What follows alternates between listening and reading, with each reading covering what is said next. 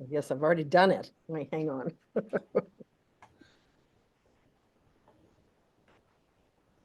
131. Hi, everyone. We're just waiting for folks to get connected to their audio. So we'll just wait a minute or so.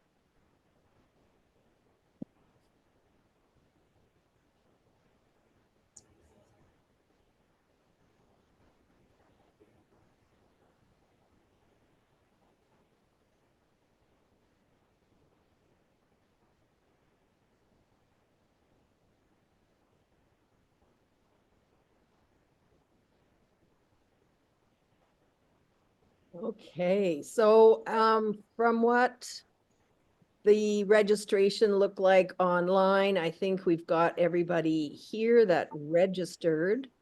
I did open up the waiting room, so there may be people just popping in a bit late. So I think we should get started.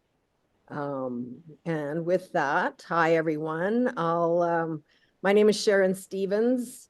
I'm an artist and an activist, and I'm here at C-Space Eau Claire. It's a community hub for artists, and I'm here on a project called Artifact or Fiction. And essentially, I hauled my 4 decades of files, papers, projects, digital files, videos here to be sorted, to be animated, to be activated, to be story told, etc. So part of that, I wanted to recruit someone like our guest speaker here, Braden Cannon, to give us all some information on what to do with our stuff. So I would like to record this, so I'm gonna do that now. Oh, it is recording. Good heavens, I'm already ahead of myself. And so Braden, I'll just introduce you. This is Braden Cannon, who is the archivist at the Alberta Provincial Archives in Edmonton. And can everyone hear me okay? Everyone's doing all right? Good, good. So I met Braden when I delivered 6 boxes of files from a job that I had at Alberta Media Arts Alliance. So we went through a succession plan, and in that was also for AMAS, the organization, to touch all our pieces of paper and all of our files and put them somewhere where other people could see them, research them. And that's how Braden and I met. So he agreed to give us a talk today. So Braden, I'll hand it over to you to get us started. Okay, thank you very much. As Sharon said, my name is Braden Cannon, and I'm a private records archivist at the Provincial Archives of Alberta. So what that means is I work with records from the public, basically, and not from the government. So we collect records, basically, that document the history of Alberta and its people in all of its myriad ways. So that's a pretty broad collecting mandate. We try to keep things at a provincial scope, but we do collect records from families, individuals, artists, writers, NGOs, community organizations, you name it. So that's what I do here, and as part of that, I do outreach like this, get in touch with people, bring records in, and then go through a process that we call appraisal, which is the process of deciding what we're going to keep and what we won't keep. And then I do the descriptions, which end up on our public website, and I'll show you some examples of that later. And then I work with our conservation team to make the records accessible for researchers, but also make sure that they last for generations to come. And if at any time you have a question, please don't hesitate to either use the chat function or just jump in. We'll also have time for questions at the end. So basically, what I want to do is just start off by giving you kind of a virtual tour of the Provincial Archives. So typically, we've done a lot of these kinds of presentations and outreach sessions for people who are curious about the archives. So what would happen if you were here in Edmonton is I would walk you through our facility. So I'll just kind of give you a little bit of a virtual tour using floor plans and photographs of the facilities here, so you have a good idea, or a better idea anyway, of what we do and what we have. So I'm just going to switch to share screen mode and start off with some floor plans here. Okay. So here you can see a floor plan. Doesn't mean much on its own, but I'm currently right here in this little office here, and these big areas is the important thing that I want to talk to you about today. So these are 10 of our vaults, and these are all climate controlled, both for temperature and humidity. They're kept at different temperatures and humidities based on the media type that is in these vaults. So most of them just have textual records, so any kind of printed document, basically. But we do have designated vaults like these two over here that are for audiovisual media and photographic media. All right, well. This area right here is our reading room, and I'll tell you more about the reading room in a second. But going back to the vaults, they all have a fire suppressant system, and they're coated in a fire retardant to prevent any damage to the facility itself should, in the unfortunate circumstance, if a fire breaks out. But there is a 2-stage fire suppressant system as well. We have 20 vaults that are all this length. You can see that they're not the same width, but they're all quite large. They go back, at least 20 meters or so in depth here. And there's 10 on the ground floor, which is this is a floor plan of, and there's 10 on the second floor above. And you'll notice there's actually a hallway that goes all the way around the vault structure. So the vault structure is actually a building within the building. So it's built 2 stories with a wall and a ceiling that is not exterior to the building itself, so that there's always room and airflow between the vault structure and the exterior wall. So that just helps us keep the temperature regulated better in the vault area. So there's been a lot of infrastructure and a lot of design work going into making sure that we can properly preserve all the records that we collect here. I'll just briefly show you this. This is the second floor of the building. Same floor plan of the vault structure on top, 10 more vaults that are just stacked on top of the 10 vaults on the bottom. And this whole area over here is a preservation area devoted to audiovisual records.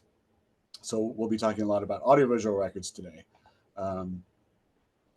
And on the ground floor, this area here is our preservation lab. So we do have a lot of facilities devoted to preserving records. Now, the reading room here is mostly what everybody sees when they come to the archives. So I will show you a better picture of that. When you step into the reading room, this is what it looks like. I don't know if any of you have been here before. If so, you'd be familiar with this site, because this is, like I said, this is what's open to the public. In the center of the reading room is a reference desk where there's always a reference archivist on staff, able to assist with any research needs.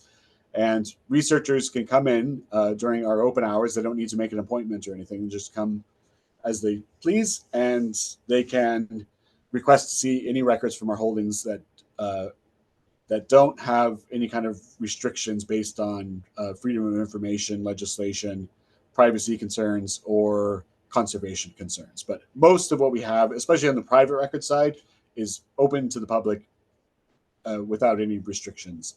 The most restrictions you're going to see in the private record side is going to be based on the conservation concerns. So if something's too fragile, we might need to make a copy of it before bringing out the original, or instead of bringing out the original to the reading room.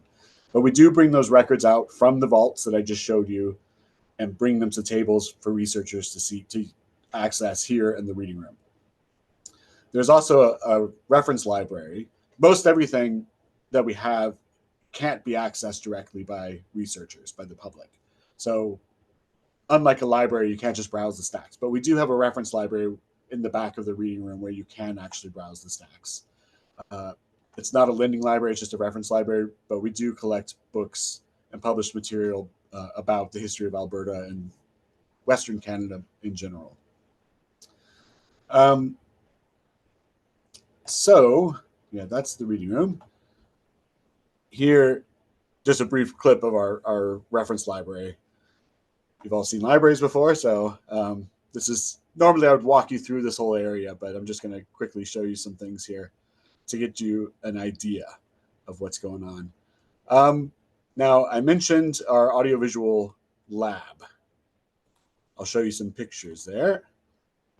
So we do have an entire lab devoted to the preservation of audiovisual media. And in order to do that, we have to have machines that can play back all different kinds of media types. So if you're a media artist, for instance, and you work in video, you over the course of your career, I'm sure you would have had lots of different video types that you would have used. So we have to actually collect the machines that can play those back.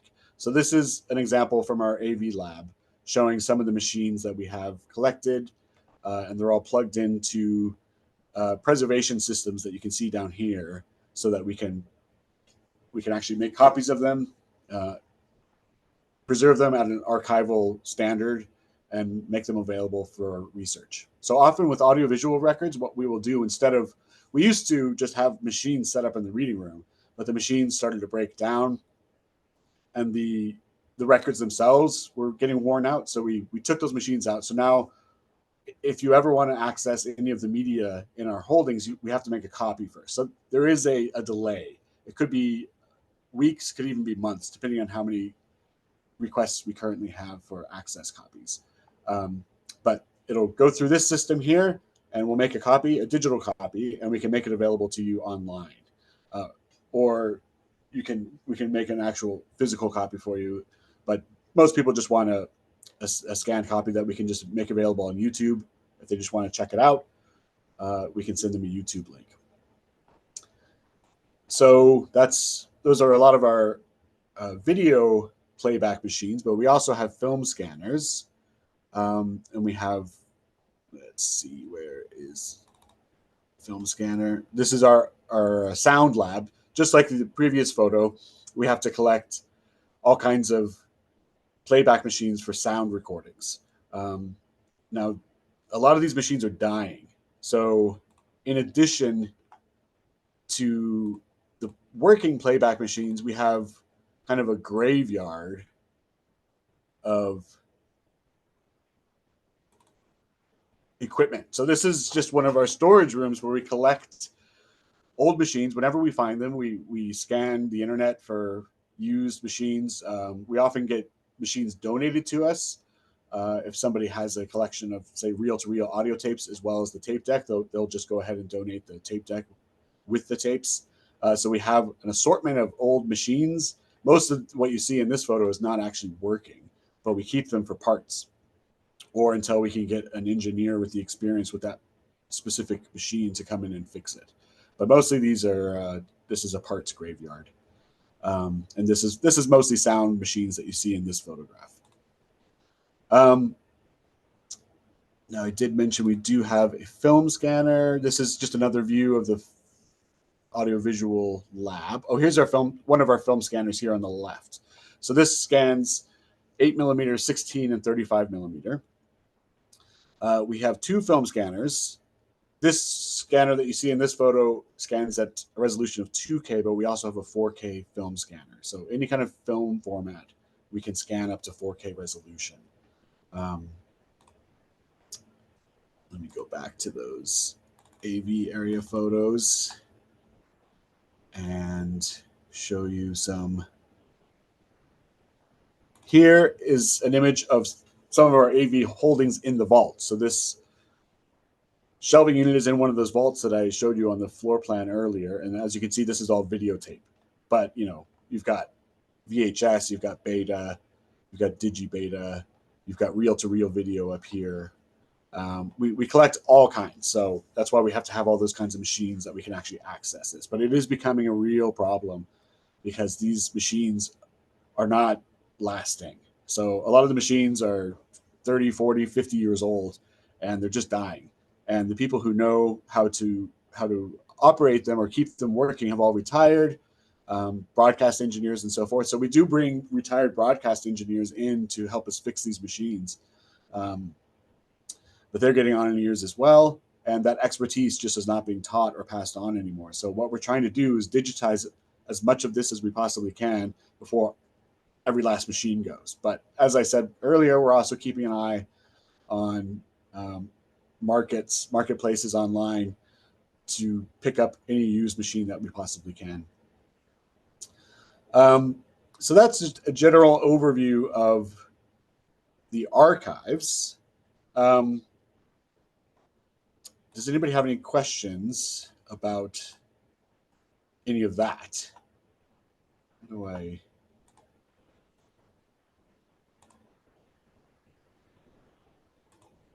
Okay. I think I'm back now. Seeing no questions. Okay, so actually, I'd like to ask of the group what kinds of records that you create, what media types, that sort of thing, are you involved with? You can use the chat function if you want, or you could just pop on and be Well, bold. how about if I show you, I've got my little station over here.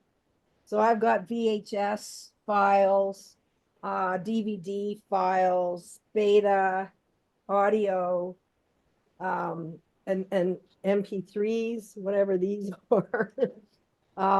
So yeah, that's like my history of filmography right here. And then Okay. of course I had to borrow these the VHS player and the DVD player to be able to screen them. And a lot of people don't even know what these are anymore. But anyways, Right. that's me. Anybody else? Yeah, I see Katie here in the chat says analog film, mainly Super 8. Christine says paper, V8, videotape, VHS, and now digital files, lots of hard drives from Vicky. Yeah, so you run the gamut already between what Sharon just showed us and analog and video and digital. Yeah, I'm sure you're all familiar with the challenges of not only working with this material, finding equipment for this material, but also preserving it for the long term. Photographic prints, negatives, mixed media assemblages from CAT. Yeah, it's always interesting working with artists and media artists, especially because it's just a challenge. It presents a challenge from an archive standpoint of how are we going to acquire this material and make it accessible and preserve it. So it's fun from an archivist point of view because it's not just paper. You know, paper is very straightforward. We don't have to worry about paper, with rare exceptions. But for the most part, 20th century, 21st century paper printed on your standard paper stock is not going to. No conservator or archivist is losing sleep over that stuff. It's the stuff that you are working on, the multimedia formats that we're really starting to furrow our brows about and to worry about how we're going to keep all those vaults that we have that are full of records, that are full of media formats. How are we going to make sure that's accessible 100 years from now, 200 years from now, and so forth. So we'll talk about some of these Brenda specific. has a question, Brayton. I can raise my hand. Oh, yeah. Brenda's here in the room. Hi. Oh, okay. Hello. Hi, James. I'm Brenda Fox down here. I'm part of Chaos and sharing a little bit of everything. I have a reel-to-reel that I'm not using. I could donate. Oh, yes. And I'm in one of the C-Space residencies, and I have two machines, that can scan negatives. So I can be a port for you and help in that way. And I'm looking for jobs. Always plugging. Yeah, exactly. That's fantastic. Well, while I'm thinking of it, I will just put my email address here so you can get in touch with me regarding that machine. And if anybody else has any questions about anything that they think about later, they can go ahead and get in touch with me by email or phone. There you go. And one more thing, you're always looking for text to repair the gear. Yes. I will Yes, indeed. definitely keep an ear open for that as well, because yeah, it's dependent on when we can find.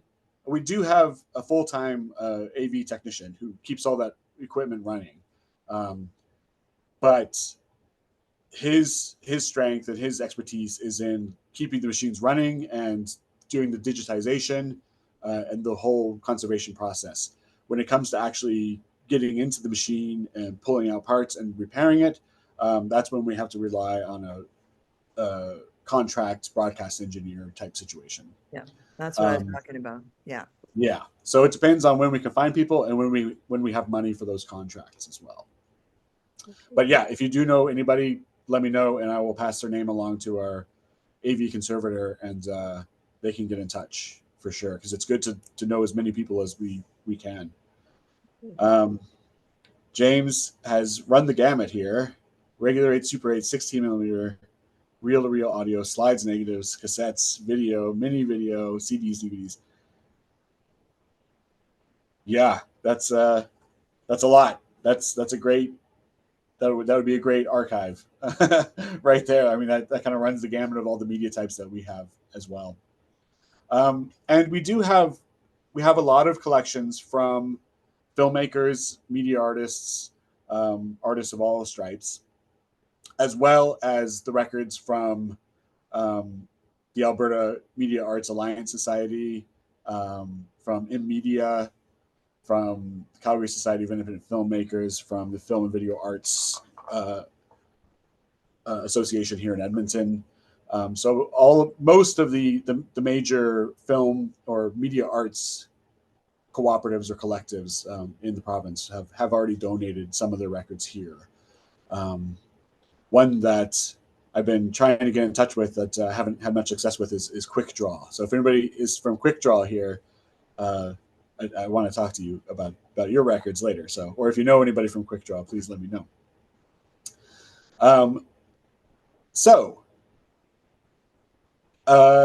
Yeah, the preservation of digital or any kind of media is a big topic. So like this whole conference is devoted to this whole courses, university graduate level courses devoted to this kind of stuff. So we're just going to skim the surface and talk about the main points that you can consider with your own materials.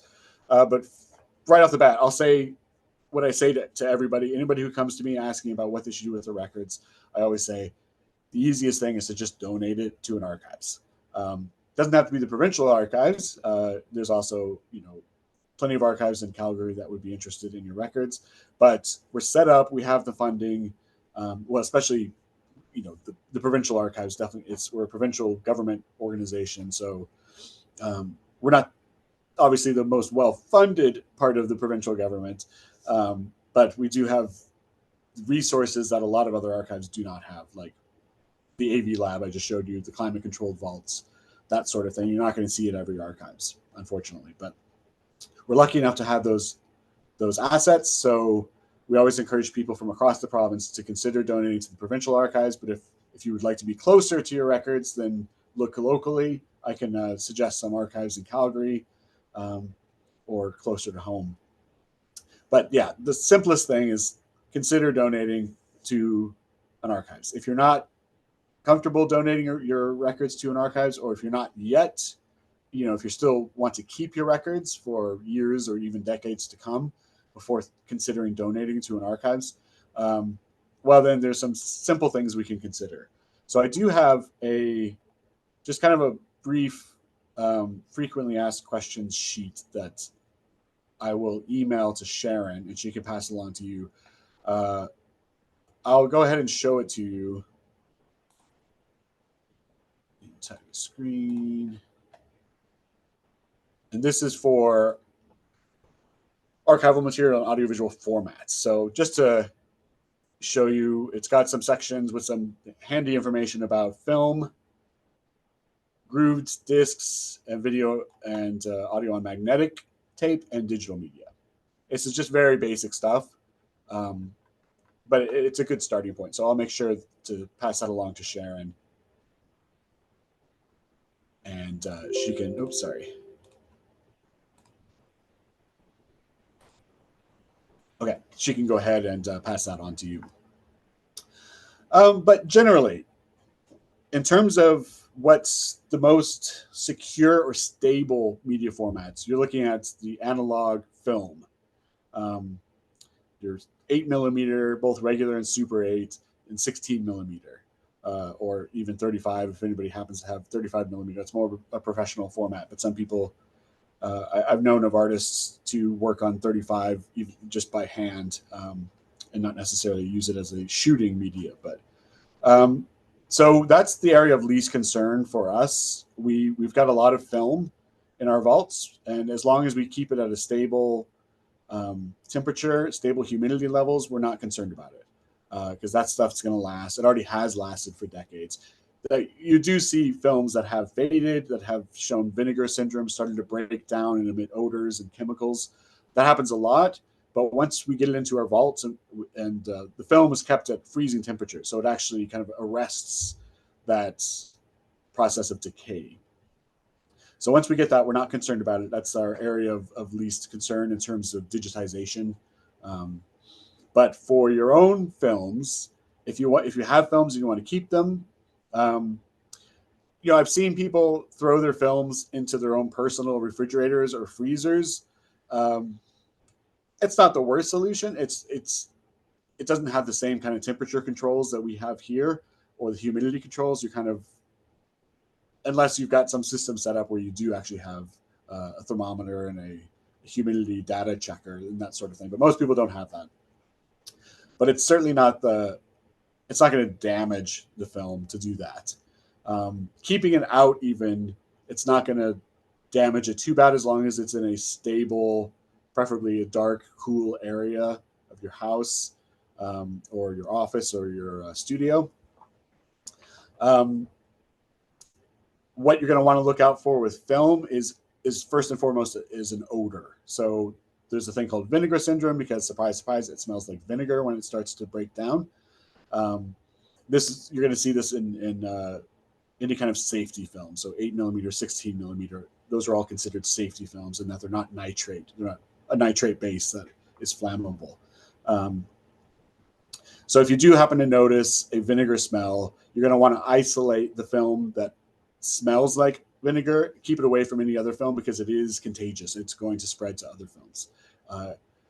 And another thing to keep an eye on is just mold or any kind of flaking or dusting on the edge of film. So if you've got a reel of film like this, and you can actually see the edges, if you see any kind of white dust or powder or flaking, that means it's breaking down, it's decaying. So those are the things you're going to want to keep an eye on for that. But again, it's still pretty stable, and even if it had started to break down and it starts to emit vinegar smells or has flaking, it's not the end of the world. We can preserve that. We can work with that.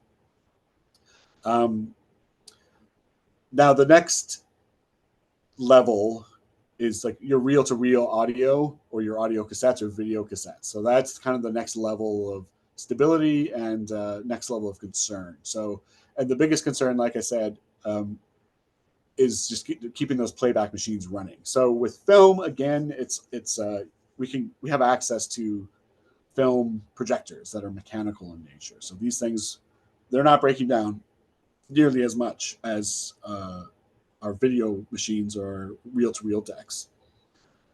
So that's not a concern as much. So if you don't have access to any kind of playback machine, again, I would suggest getting in touch with an archives to get your records into a place that does have access to it. If you do have access to a playback machine, make sure it's cleaned before running your tape or your reel through it. And you can do that just with a Q-tip and isopropyl alcohol, and you can clean the heads within the machine. Most playback machines are easy to remove the top. It's just kind of screwed in. So even if you don't know what you're doing, you're not mechanically inclined, which I'm not really, but even I can clean a machine with the Q-tip and the isopropyl alcohol. So you want to make sure your machines are clean, because every time you run something through, whatever is on the tape or the film or the reel is going to transfer onto the heads of the playback machine, and it's going to collect that over time. So if you're using your own playback machine, keep it clean, and you can set up your own digitization system at home, just with a playback machine and even just a laptop or whatever you use to work, a desktop or what have you. So yeah, I would suggest to start digitizing tapes and cassettes as soon as you can. And the least stable or the most pressing concerns, I think, are digital media. So any kind of disc that you have, any kind of file, especially if it's an older file, that's the kind of stuff that we are working on the most to transfer, to get it, to make lots of copies. So I don't know if you've heard the expression or the acronym LOCKSS, LOCKSS, lots of copies keep stuff safe. So that's a good rule of thumb for digital records. So the more copies you have of it, the better. With film and video and audio tape and that sort of thing, we'll always keep the original, even if it's in bad shape, because we can always go back to it. So we'll scan it, but we'll keep the original in the vaults. And if something happens to a digital copy, if we didn't do a good job of preserving the digital access copy, we can always go back and make another one from the original. So that's why it's really important to keep those originals in the vaults safe. We never replace them, basically. We never throw them out. Even if they show signs of digital rot or actual physical rot, we can arrest it with our temperature controls until we have such a time that we can actually repair the record itself. So scans, slides, or sorry, not scans, slides, negatives, photographs, those are pretty stable media, relatively speaking, compared to digital and video media. So we're not too concerned about that. You do see fading of, especially prints, photographic prints, you're going to see a lot of fading with that. But a lot of negatives and slides are pretty stable. We have excellent examples of slides from going back to the 30s and around the 30s that are looking still pretty great. So that's not a concern of ours anyway. But yeah, I don't know how detailed to get in terms of like file types and that sort of thing with digital data. But suffice it to say that there are, I'm sure you're aware of different file types have different standards of preservation. So, a PDF is going to be better than just a Word document, for instance. A PDF-A or archive is going to be better than a PDF document. So for any kind of scans, you're going to want to look into the best format that you have access to. I know PDF is proprietary, so you're not always going to have access to that, but there are open source versions of these kind of more stable file formats. And a big thing, a huge problem that we have is just memory, digital memory space. So if we, the Provincial Archives has a problem with that, I very much understand that working artists are going to have an even bigger problem with that. So basically, we have servers, but our servers are we're constantly running up against the end of storage space, and we have to keep getting more expansive storage space. So we don't just rely on servers. We also have physical hard drives, external hard drives that we use to back up. So again, lots of copies keeps things safe. So we have copies backed up on external hard drives, on our servers, as well as in some, not very much, but we do have some backed up into our online publicly accessible database, which I'll show you in just a second. So that's not everybody's going to have access to that level of storage. So I would recommend using physical hard drives as much as possible, or as much as it's feasible, making sure that you update them as needed. So, personally, I use an external hard drive, but it's getting to the age where I should probably switch to a new external hard drive, or at least get a couple external hard drives going. Like I said, here at the archives, we have a lot of external hard drives with the same copies of things. And if you have access to any kind of cloud storage, I would use that as well, personally. This can get expensive, though, especially when you're dealing with media files, which we're all too familiar with that problem here, because we have We have very large files that we need to save. So, feature-length films that we've digitized that need to be saved on our servers, and where I was getting questions from the government office that's responsible for computing and server management. They're always asking how we can possibly use so much space. Well, it's because we're not just storing emails and Word documents. It's because of all these media files, basically. Now, we exist within a government bureaucracy. So we're kind of handcuffed into how far we can go with digital storage solutions. We can't go off on our own and create our own provincial archives digital storage cloud, for instance. We kind of have to work in step with the rest of the government and with what digital infrastructure is being put into place government-wide. So unfortunately, we don't have we're not a trusted digital repository, for instance, if you've heard of that phrase. It's a trusted digital repository it's a designation that memory institutions can get if they meet certain standards of digital preservation. So we don't have that because we wouldn't meet those standards, basically, because we're within the government, and digital preservation of archival material is not the government's priority in terms of its computing infrastructure. So we're just kind of an afterthought. So we have to operate with those constraints. So that's why we have these kind of backup plans like external hard drives, as well as our server and our online database. I feel like I'm talking a lot, but I will show you, before I throw it out for discussion and questions, I'll show you, go back to the sharing of the screen. And I'll show you first our website. And if you haven't seen the website, here it is, Provincial Archives of Alberta.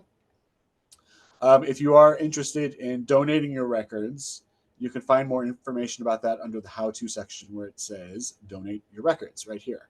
And of course, there's a bunch of other topics covered on topics that people come to us about a lot. So, but donating your records, there is some information here about the types of things we look for and how to get in touch with us. But of course, I gave you my email address, so you can just get in touch directly with me.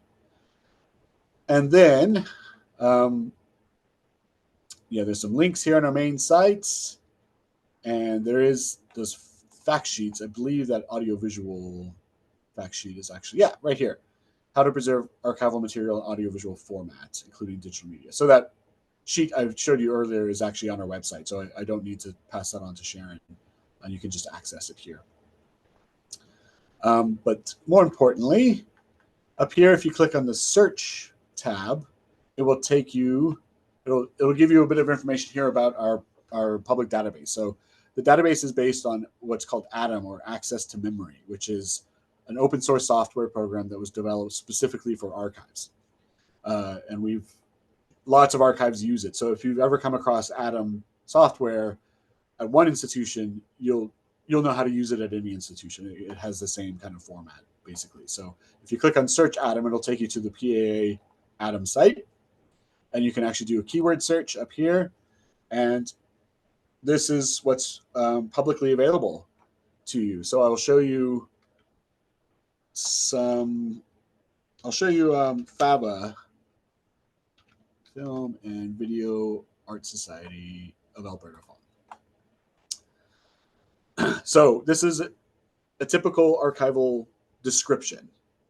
So it tells you what the records are and what we have, and a little bit of contextual information as well. So here at the top, it's the Film and Video Art Society of Alberta FOL. A FOL is just a fancy archival term for basically a collection. A group of records that comes from the same records creator is a FOL. It tells you the dates of the records. So this date here is the date range of the records that we have, and not necessarily the date range of the organization. That will be found here under, we have a brief history of the organization, or if this is a person's records, we'd have a brief biography of the person, just to give some context so people know what this organization was, what they did, what they still do in the case of FAVA. And then the scope and content is the really important part. It tells you about the records that we have. So the history up here tells you about the background, but it doesn't necessarily explain what we have. That's the scope and content. So it tells you exactly the types of records there are. Like, for instance, with FAVA, there's committee records, there's correspondence, minutes, that sort of thing. And then there's some extra notes, and we've recently switched to Atom, to this new database. So not everything that was available in our old database has transferred over yet. So there should be a file list that you would be displayed right in this box here, where it shows you the individual files that we have, and you can request them file by file. That hasn't been imported yet for this particular phone for FAVA, but you can see it with other phones. It's just we're just slowly kind of walking over everything from our old database to this new database. So, but essentially, if you were to donate your records to the archives, eventually there would be an entry just like this in our publicly accessible database with this kind of information, with a full file list. And let me go back here. Not only that, but we also rehouse the records as they come in. So here, for instance, this is one of our film labs, or vaults. Now, these films here that you can see, they didn't come to us like that. They would have just been on reels, probably open reels, but we rehouse them into these archival film canisters. And we do the same thing with paper records.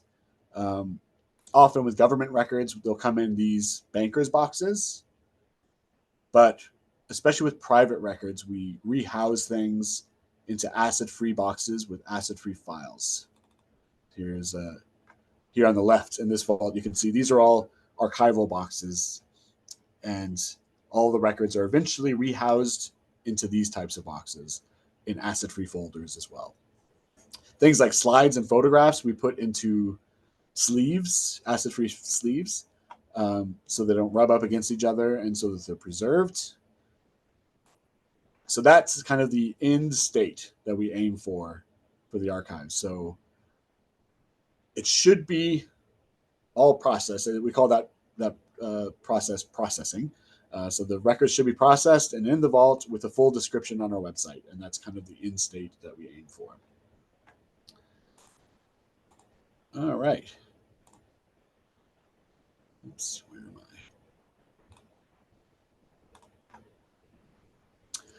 Okay, so I know that's a lot of information I just threw at you. So I'll just throw it open to questions if you want to know anything specific, or if you have any topics of discussion you'd like to. Okay, let's see. So Katie says, do you have any tips for appraising our own materials, like how to decide what is important to keep and what can be thrown away? It's hard not to hoard every single thing. Yeah, that's a really good question. So yeah, archival appraisal is like the big theoretical topic of archives. How do we decide what we keep and what we don't keep? From basically, the simplest way I can explain it is we collect records that document the functions of an organization or the activities of a person. So when I say function, so if you take a look at like FAVA or the AMAS, what is their goal? What are they trying to do and how do they do it? So if you're FAVA, you're a media, film and video cooperative. You're training people on your equipment. You're teaching people how to be filmmakers, basically. You're setting up screenings.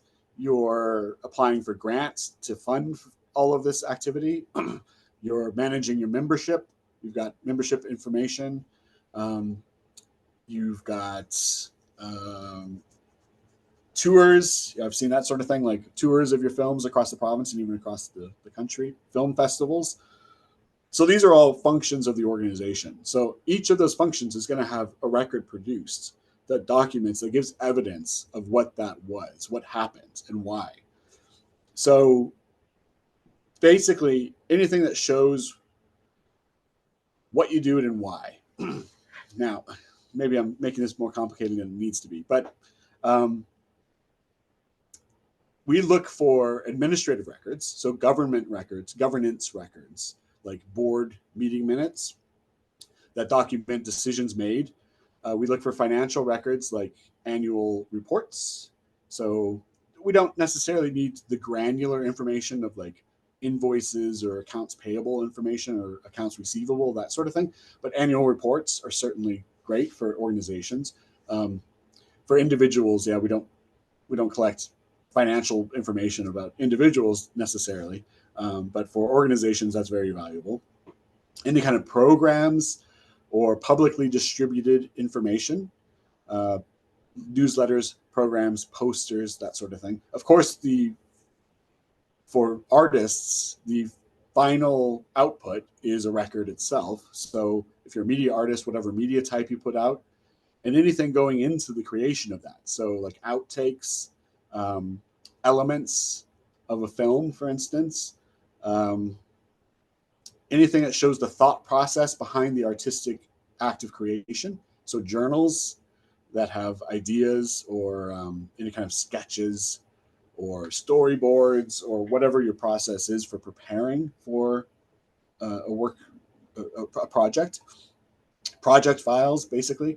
I mentioned grant proposals. Grant proposals are a wealth of information because you're kind of justifying what you do to a funder asking for more funds. So you're kind of putting all this information in one place. You're saying, what are we doing? What are our goals?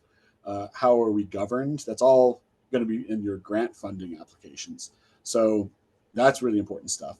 So basically the stuff that we don't keep is what we would call transitory information. Records that have a very specific but temporary function. So things like receipts, returned checks, monthly account balances, copies, lots of copies,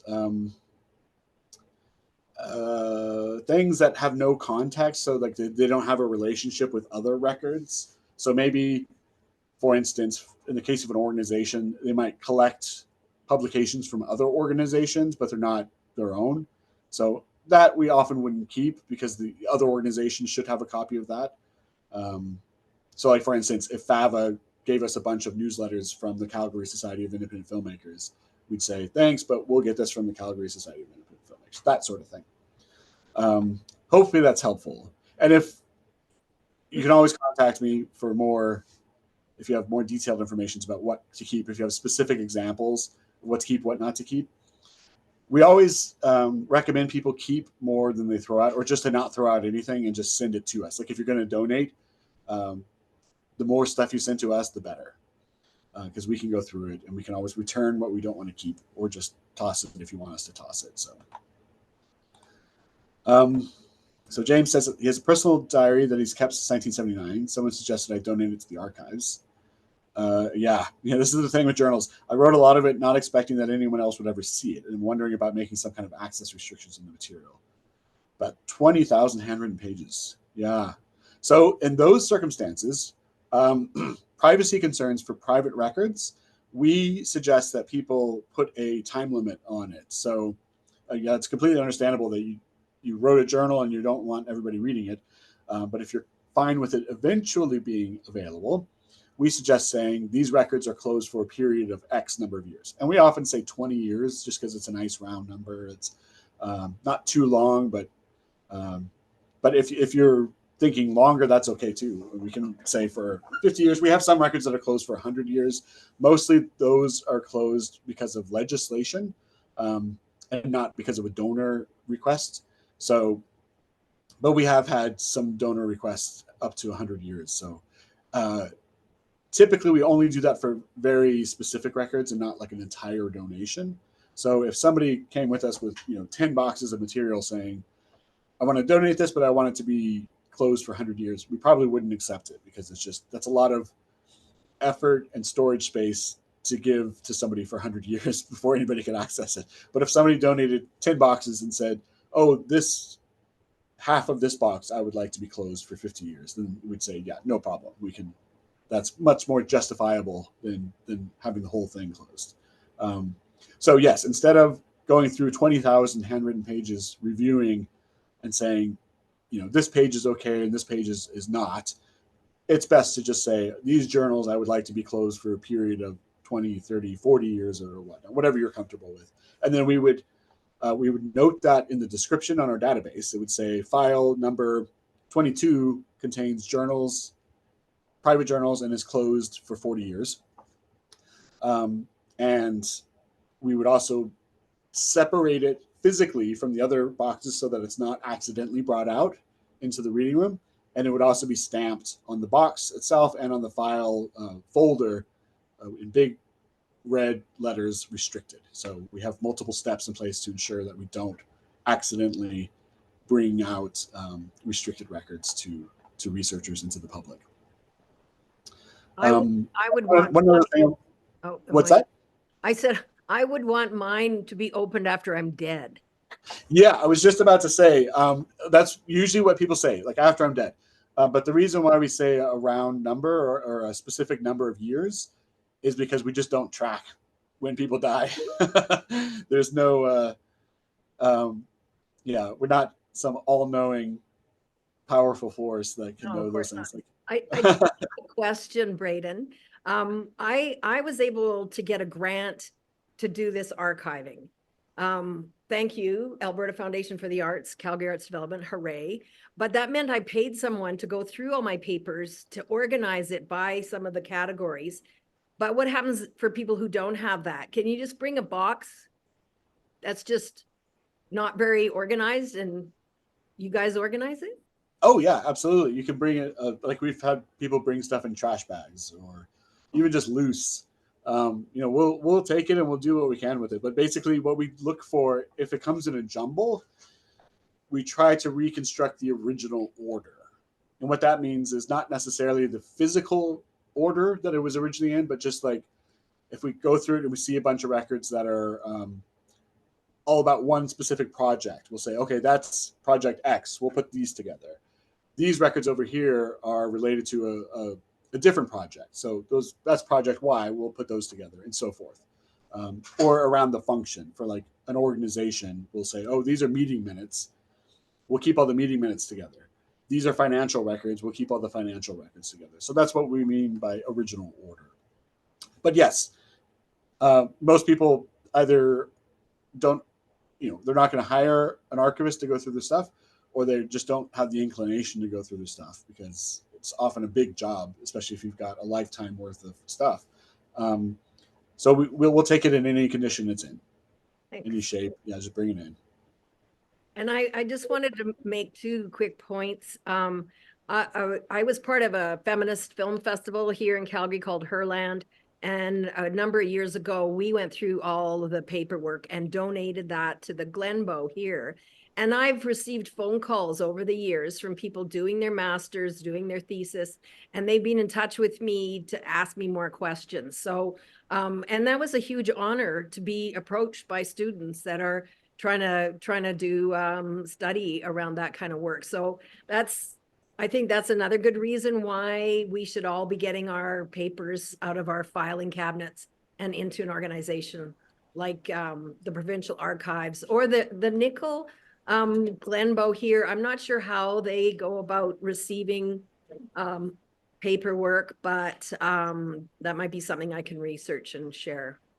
Unless you Yeah, absolutely. I'm not sure about the Nickel, but the Glenbow has now they've transferred like 95% of their archives to the U of C. Yes. And I think as like the Glenbow archives, they don't add to it anymore. They don't collect it, but the U of C has its own archives program, which would include the Nickel. So you can certainly get in touch with them as well.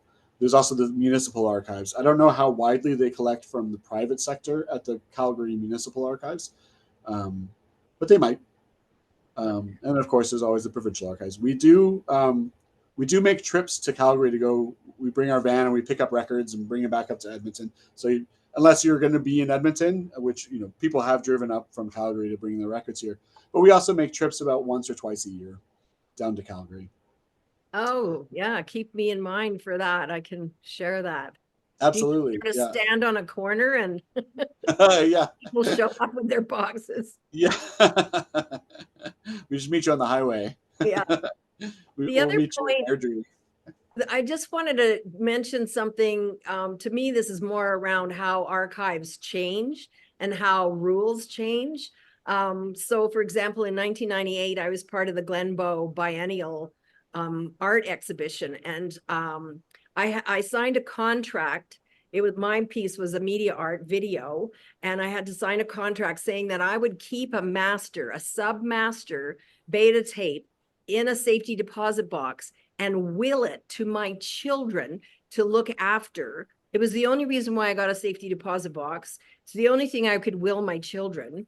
But so that was 1998, and since then they have released me from that because all their files are digital. But that was only 1998 that there was more obligation on the artist to actually hang on to our file, Right. digital media.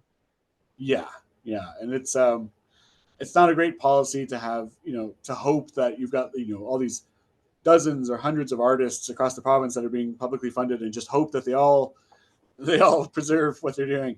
It's better to have some kind of collecting program. Try to reach out like what we do. So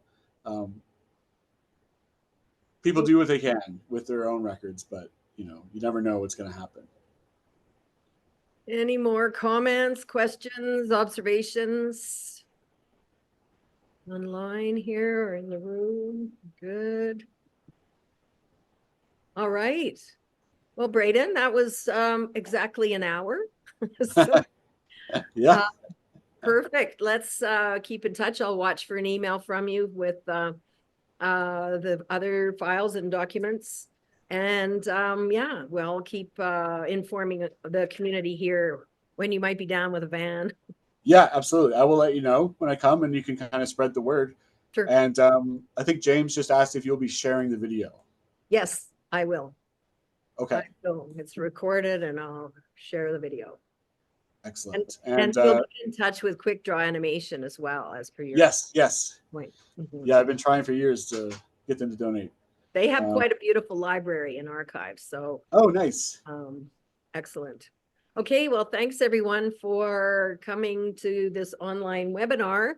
There's 3 more public live events here at 1886 C Space, Friday night, Saturday night, and all day Sunday or afternoon Sunday. I know it's going to be a zillion below, but it's toasty warm in here. We're going to have a fire on Sunday. Outside. Yeah. Okay, I'm going to sign off for now. Thanks a lot, Braden.